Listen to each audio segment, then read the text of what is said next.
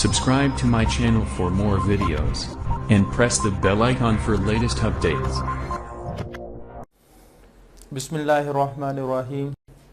अल्लाहुम्मा सल्लि अला सय्यिदिना मुहम्मद व अला आलि सय्यिदिना मुहम्मद अफ़ज़ल सलवातिका बिअदद मालूमातिका व बारिक वसल्लम। बिस्मिल्लाहिर्रहमानिर्रहीम। रब्बि इश्रह ली सदरी व यस्सिर ली अमरी वहलुल उक़दतम मिन लिसानी यफ़क़हू क़ौली। डियर स्टूडेंट, हम जो आज स्टार्ट करने लगे हैं ये आपका अगला लेवल है बायोलॉजी का।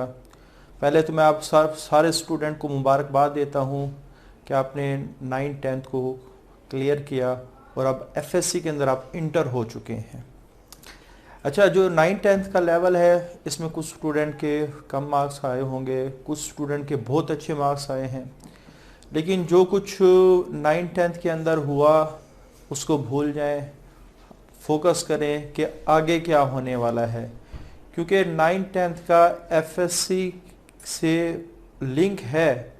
यानी आप कह सकते हैं अगर आपकी अच्छी बेस है तो आपके लिए एफएससी आसान होती है, लेकिन ये नहीं है कि अगर आपके 9th-10th में कम नंबर आए तो आप बिल्कुल ही एफएससी को कर ही नहीं सकते। काफ़ी सारे स्टूडेंट ऐसे हैं जिनके 9th में कम नंबर आते हैं, 10th में कम नंबर आते हैं, लेकिन वो अच्छा एफएससी के अंदर अच्छी मेहनत करते हैं और उसके बाद एफएससी में भी अच्छा स्कोर करते हैं, एंट्री टेस्ट में भी अच्छा स्कोर करते हैं। और तो यहाँ उन स्टूडेंट को भी डिसहर्ट नहीं होना चाहिए जिनके कम नंबर आए हैं कि हम कुछ कर नहीं सकते। हाँ, वो स्टूडेंट ख़ास तौर पे जिनके बहुत अच्छे नंबर आए हैं और वो अगर ये सोच लें चूँकि मेरे अच्छे नंबर हैं इस वजह से एफएससी में भी अच्छे नंबर आ जाएंगे, ये उनकी बहुत बड़ी गलत फहमी है। और एक बात उन्होंने जहन में ये रखनी है, बल्कि वो ज़्यादा मुश्किल के अंदर है।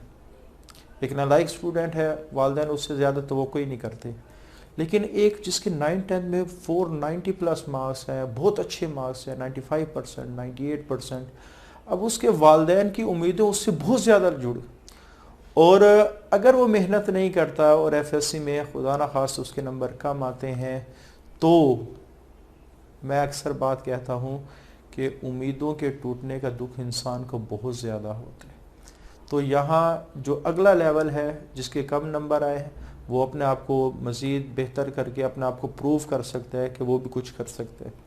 और जो स्टूडेंट जिनके अच्छे नंबर आए हैं उनको भी मेहनत करना पड़ेगी। मुसलसल मेहनत करने से ही इंसान कामयाब होता है। और दूसरा, जब भी हम एफएससी स्टार्ट करेंगे तो एफएससी के अंदर आपने दो बातें जहन में रखनी है। पहली बात कि एफएससी में सिर्फ एफएससी के पेपर नहीं देने, बल्कि एफएससी के साथ साथ आपके सामने एक बहुत बड़ा इम्तिहान है जिसको एंट्री टेस्ट कहते हैं। क्योंकि 90% जो स्टूडेंट एफएससी के अंदर इंटर होता है उसका मकसद होता है कि उसने डॉक्टर बनना है। और जो पेरेंट्स अपने बच्चे को एफएससी के अंदर प्री मेडिकल के अंदर इंटर करवा रहे हैं उनकी भी ये ख्वाहिश होती है कि वो अपने बच्चे को डॉक्टर बनते हुए देखना चाहते हैं। तो एफएससी एक बहुत, वो कहते हैं ना, mind blowing hard working exam है और उसके बाद एंट्री टेस्ट भी बहुत हार्ड वर्किंग रिक्वायर करता है। तो दोनों इम्तिहान बहुत बड़े हैं और यही आपकी सिमत भी तय करेंगे अपने फ्यूचर में क्या बनना है। ये जो 2 साल है ये इंतहाई क्रूशल साल कहा जाता है इनको, क्योंकि इन 2 सालों की बुनियाद पे आपका अच्छी यूनिवर्सिटी में एडमिशन होगा, अच्छी फील्ड में एडमिशन होगा और वही आपका फ्यूचर तय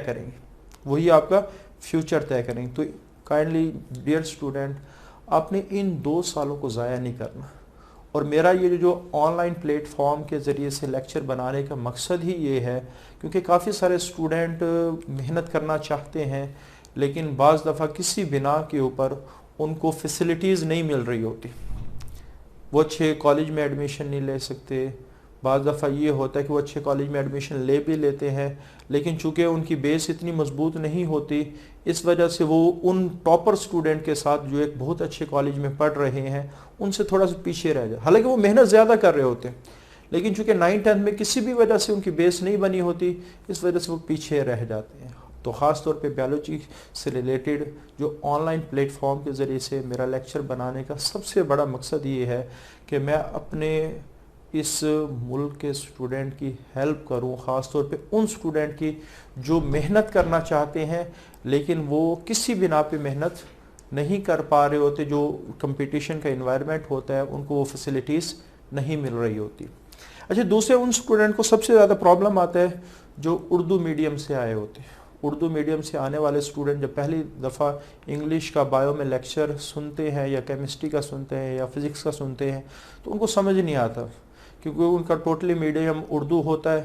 تو وہ انگلش میں آتے ہیں تو ان کو 3-4 مہینے سمجھ ہی نہیں لگتا کہ کیا ہو رہا ہے کیا نہیں ہو رہا, کیونکہ ہمارا زیادہ تر جو اسٹوڈنٹ ہے, خیر اب تو زیادہ تر انگلش میڈیم میں آ گیا, لیکن کافی سارے ہارڈ ورکنگ اسٹوڈنٹ ہیں جن کے 9th میں 95% 98% تک مارکس ہوتے ہیں, لیکن اردو میڈیم کی بہاف پہ وہ محنت بھی کرتے ہیں لیکن وہ پیچھے رہ جاتے ہیں.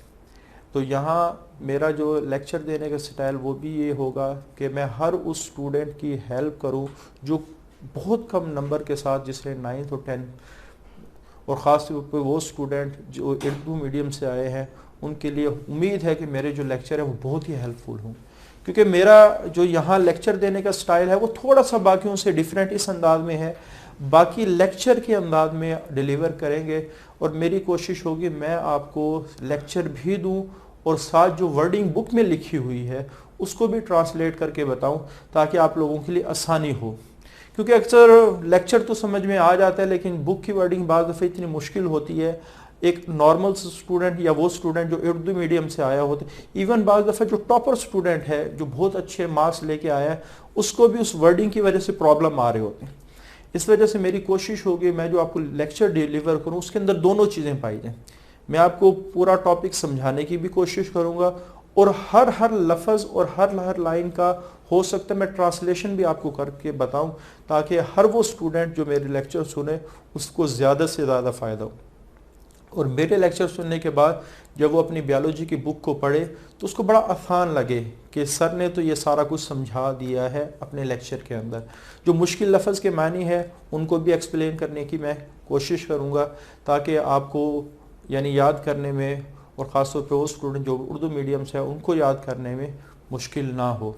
تو یہاں آپ نے تھوڑا سا ذہن میں رکھنا ہے کہ F.Sc بہت محنت اس میں چاہیے ہوتی ہے, کیونکہ آگے جو آپ نے ڈاکٹری کا ایک خواب دیکھ رکھا ہے اس کو حاصل کرنے کے لیے, کیونکہ کمپٹیشن میں آپ کے سامنے ہزاروں اسٹوڈنٹ ہوتے ہیں اور چند ہزار سیٹیں ہوتی ہیں, چند ہزار. جیسے پچھلے سال 2018 کے اندر تقریباً 60,000 جو اسٹوڈنٹ ہے وہ آلموسٹ اپیئر ہوئے تھے, اور سلیکشن کتنے کی ہونی ہوتی ہے, تقریباً 3,500 اسٹوڈنٹ کی سلیکشن ہونی ہوتی ہے. تو اتنے بڑے اسٹوڈنٹ کے ساتھ آپ نے کمپیٹ کرنا ہے تو اس کے لیے بہت زیادہ محنت ضروری ہے, اور محنت ہی کریں گے کیونکہ دن بہ دن آپ دیکھیں جو ہمارے ملک کے اندر وہ کمپٹیشن بہت زیادہ ہوتا جا رہا ہے. ایک جاب, ایک جو سیٹ ہوتی ہے اس کے اوپر ہزاروں کینڈیڈیٹ اپلائی کرتے ہیں.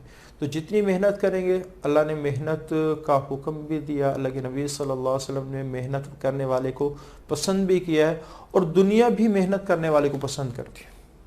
ایک انسان جتنا مرضی امیر کیوں نہ ہو, لیکن اگر وہ عیاشی کے اندر اپنے والدین کے پیسے اڑا دے تو ساری دنیا یہ کہے گی کہ یہ عیاشی کے اندر یہ اپنے باپ کی جو کمائی ہے اس کو گنوا رہا ہے. لیکن اگر وہی محنت کر کے اپنے والدین کے جو کاروبار کو مزید آگے بڑھائے تو پھر ساری دنیا اس کی تعریف کرے گی. تو چاہے وہ امیر ہے غریب ہے, ہر شخص جو محنت کرتا ہے اس کو قدر کی نگاہ سے دیکھا جاتا ہے. بلکہ ایک بڑی مشہور کہاوت ہے, اس کے بعد ہم اپنا لیکچر سٹارٹ کرتے ہیں, کچھ بنو چاہے دیر سے بنو, کیونکہ وقت گزرنے کے ساتھ ساتھ انسان طبیعت کی بجائے حیثیت پوچھنا شروع کر دیتے. جیسے پہلے دوست ملتے ہیں پوچھتے ہیں بھائی تیرا کیا حال چال ہے, کچھ عرصے بعد ملتے ہیں پوچھنا شروع کر دے بھائی کیا کر رہے ہو. اگر 2-3 سال کچھ نہ کریں تو وہ تانے دینا شروع کر دیتے ہیں کہ بھائی کچھ تو کر لیا کرو. تو یہ جو تانوں سے بچنا, لوگوں کے سامنے وہ کہتے ہیں نا سر اٹھا کے جینا, یہ اسی وقت پاسبل ہے جس وقت آپ لوگ محنت کریں. تو یہ 2 سال آپ کے پاس ایک بہت بڑا گولڈن وہ کہتے ہیں نا سونے کی چڑیا ہے جس کو آپ یوٹیلائز کر کے اپنا فیوچر بنا سکتے ہیں. تو بیالوجی اگر دیکھا جائے آپ کی جو ڈاکٹری کی خواہش ہے اس کے اندر جو بیالوجی کا رول ہے یہ 70% ہے, کیونکہ آپ کا جو MD کیٹ ہے اس میں زیادہ تر بیالوجی سے کوشچن آتے ہیں زیادہ تر, اور جب آپ کی بیالوجی کا سبجیکٹ اچھا ہوگا تو آپ کے لیے میڈیکل کا پہلا سال بھی اچھا ہوگا. تو وہ اسٹوڈنٹ جن کی خواہش ہے کہ انہوں نے ڈاکٹر بننا ہے تو ان کو سوچ سمجھ کے ایف ایس سی کو اچھے طریقے سے تیار کرنا پڑے گا, ایف ایس سی کے لحاظ سے بھی اور انٹری ٹیسٹ کے لحاظ سے بھی. تو اس انٹروڈکٹری لیکچر کے ساتھ ہم اپنا آج کا ٹاپک سٹارٹ کرتے ہیں. تو سب سے پہلے ہم پڑھیں گے F S C first year کی بک. تھوڑا سا میں اس کو آپ یہاں تھوڑا سا گائیڈ کرنا چاہتا ہوں. ہمارے پاس اس وقت جو ایگزام کا سینیریو ہے اس میں آبجیکٹیو بھی آتے ہیں, سبجیکٹیو بھی آتا ہے پیپر. آبجیکٹیو میں زیادہ تر ایم سی کیوز پوچھے جاتے ہیں اور سبجیکٹیو میں شارٹ کوشچن اور لانگ کوشچن ہوتے ہیں. سبجیکٹیو کا پورشن تھوڑا سا زیادہ ہوتا ہے, اس وجہ سے جب ہم اپنا لیکچر ڈیلیور کریں گے تو ہم زیادہ تر سبجیکٹیو کے لحاظ سے باتیں کر رہے ہوتے ہیں. تو میری کوشش ہوگی کہ آپ کو ایم سی کیوز بھی بتاتا رہوں کہ اس چیپٹر سے, اس ٹاپک سے یہ ایم سی کیوز بن سکتا ہے, یہ امپورٹنٹ پوائنٹ ہے جو اپنے ذہن نشین کرنا ہے. اور ساتھ کے ساتھ شارٹ کوشچن کے اوپر بھی نشان لگواتا جاؤں اور لانگ کوشچن بھی بتاتا جاؤں بھئی یہ شارٹ کوشچن امپورٹنٹ ہے, یہ لانگ کوشچن امپورٹنٹ ہے. ٹھیک ہے, تاکہ آپ ساتھ کے ساتھ تیاری کرتے جائیں. اچھا, آپ نے ایک بات اور ذہن میں رکھنی ہے, جب بھی آپ لوگ لیکچر سنیں ایک تو کوشش کریں, میں آپ کو ریکمینڈ کروں گا کہ جب بھی آپ لیکچر سنیں تو آپ نے کیا کرنا ہے, تقریباً 200-250 روپے کی ایک اچھی سی ہینڈ فری خریدنی ہے اور اس کے ذریعے سے میرے جتنے بھی آن لائن لیکچر ہے اس کو سنا جائے. اس کی وجہ یہ ہے کہ جب آپ ہینڈ فری لگا کے سنیں گے تو آپ کی کنسنٹریشن زیادہ بڑھ جائے گی اور آواز بھی کلیئر آ جائے گی. تو اور ساتھ کے ساتھ اپنے ساتھ ایک پینسل رکھنی ہے, ایک نوٹ بک رکھنی ہے, تاکہ جو امپورٹنٹ پوائنٹ ہے, جو مشکل ورڈز ہیں, جو بھی بتائے جائیں لیکچر کے دوران, ان کو آپ لوگ لکھ لیں. تو اسی کے ساتھ ہم آج کا لیکچر سٹارٹ کرتے ہیں. تو سب سے پہلے ہمارے پاس جو ہماری بیالوجی کی فرسٹ ایئر کی بکس ہے, یہ سب سے زیادہ لینتھی سلیبس ہے ایف ایس سی کا. اس میں 14 چیپٹرز آتے ہیں, ایک بہت لینتھی سلیبس ہے. میرے لیے بھی ایک بہت زیادہ محنت طلب کام ہے کہ میں ان 14 چیپٹرز کے سارے ویڈیو لیکچر ریکارڈ کرواؤں, لیکن ایک ارادہ کیا ہے, بس آپ لوگوں نے میرے لیے دعا کرنی ہے. اللہ تعالیٰ میرے اس ارادے کو مکمل کرے اور بخوبی مکمل کرے, اور جو یہاں لیکچر دیے جائیں مجھے اس انداز میں دینے کی توفیق دے کہ آپ لوگوں کو آسانی سے سمجھ میں آ جائے. تو ہمارے پاس first year F S C pre medical اس وجہ سے کہا جاتا ہے کیونکہ یہ میڈیکل کی فیلڈ سے پہلے کا ایگزام سلیبس ہے. First year F S C کہتے ہیں فیکلٹی آف سائنس کو, کہ اس میں ہم سائنس کا سبجیکٹ پڑھیں گے, فیکلٹی آف سائنس کو. تو ایف ایس سی کے اندر سب سے زیادہ فزکس, کیمسٹری, یہ بھی سائنس کے سبجیکٹ, ان سے زیادہ لینتھی سلیبس بایو کا ہے. لیکن سمجھنا بایو کو تھوڑا سا آسان ہوتا ہے. اس میں پرابلم یہ ہوتا ہے زیادہ تر چیزیں یاد کرنے والی ہوتی ہیں. پھر میں آپ کو تھوڑا سا طریقہ بھی بتا چلا جاؤں گا. آپ جتنی زیادہ ان لیکچر میں ہیڈنگز استعمال کریں گے, آپ میرے لیکچر کو دیکھیں گے تو ایک لیکچر کو میں نے کافی چھوٹے چھوٹے پورشن میں ڈیوائیڈ کیا ہوگا تاکہ آپ لوگوں کو بڑا سمجھنے میں آسانی ہو. جتنی زیادہ ہیڈنگز استعمال کریں گے اتنا ہی آپ کو کہ لکھنا بھی آسان ہوگا, یاد کرنا بھی آسان ہوگا, لکھنا بھی آسان. اور جتنا زیادہ ہیڈنگ استعمال کریں گے پیپر میں اتنا پیپر پڑھنے والے کو بھی, پیپر چیک کرنے والے کو بھی آسان ہوگا. تو چیپٹر 1 ہم نے سٹارٹ کرنا ہے. چیپٹر نمبر 1 میں جسٹ انٹروڈکشن دیا ہوا ہے. بیالوجی کیا ہے, بیالوجی کے فیلڈز کیا ہیں, بیالوجی کے لیولز کیا ہیں, بیالوجی کا انسانیت کے لیے کیا رول ہے. تو یہ 4-5 ٹاپک ہیں جس میں یہ پورا چیپٹر کور ہو جائے گا. تو ابھی سے ہم سٹارٹ کرتے ہیں پہلا چیپٹر, انٹروڈکشنز. اچھا, اس چیپٹر کو سٹارٹ کرنے سے پہلے آپ کی بک نے تو بیالوجی سے سٹارٹ کیا ہے, میں آپ کو 2 ڈیفینیشنز ایکسٹرا بتا دیتا ہوں جو اس ڈیفینیشن کو سمجھنے میں مزید ہیلپ کریں گی. تو وہ کیا ہے, سائنس. اور میری یہ بھی کوشش ہوگی کہ جو بک میں جو ورڈ استعمال کیا گیا اگر وہ سائنٹیفک ورڈ ہے میں ساتھ کے ساتھ اس کی ڈیفینیشن بھی بتاتا چلا جاؤں تاکہ آپ اس کو ایگزیکٹلی یاد کریں. تو سائنس کیا ہے, تو ہم کہتے ہیں it is a branch of science. Biology کو کہا جاتا ہے it is a branch of science that deal with study of living. تو پہلے دیکھنا ہے سائنس کیا ہے. تو سائنس اس اسٹڈی کو کہا جاتا ہے جس میں کام آبزرویشن سے سٹارٹ ہوتا ہے. پہلا کام چیزوں پہ غور و فکر کرنا, چیزوں کو آبزرو کرنا. تو یہاں میں آپ کو بیسٹ ایگزامپل دوں, جیسے فار ایگزامپل نیوٹن ایک درخت کے نیچے بیٹھا ہوا تھا تو اچانک سیب کا جو درخت ہے اس سے سیب گرا اس کے گرتے ہوئے سیب کو دیکھ کے اس نے اس کو آبزرو کیا اور وہاں سے گریویٹیشنل لاز بنا لی. تو لوئس پاسچر ایک بہت بڑا سائنٹسٹ ہے, اس کا کہنا یہ ہے کہ نیچر ہر شخص کو آبزرویشن کے ذریعے سے ایک چانس دیتی ہے, کہ ہر شخص آبزرویشن کے ذریعے سے ایک چانس حاصل کرتا ہے نیچر کی طرف سے, اور جو محنت کرنے والے ہوتے ہیں, جو غور و فکر کرنے والے ہوتے ہیں, ٹھیک ہے, جو سوچ و بچار کرنے والے ہوتے ہیں, وہ اس چانس کو تاریخ بنا دیتے ہیں.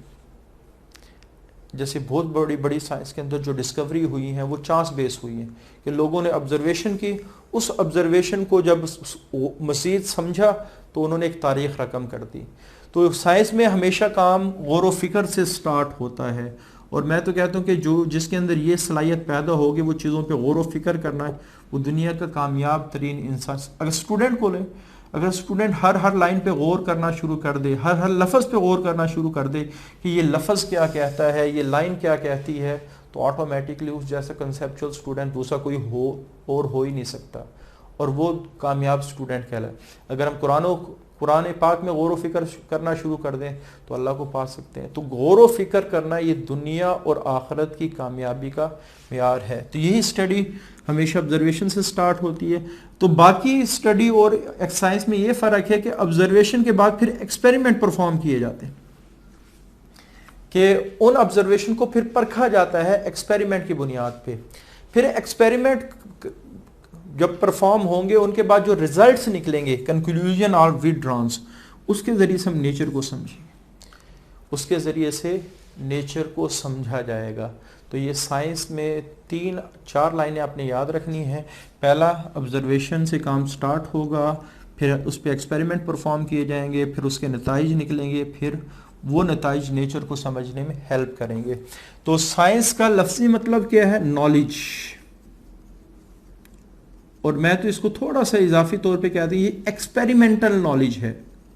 نالج تو اور بھی ہو سکتے ہیں, یہ ایکسپیریمنٹل نالج ہے, کیونکہ اگر ایسا نالج جس میں ایکسپیریمنٹ نہ ہو وہ پھر آرٹس کا نالج بن جاتے ہیں.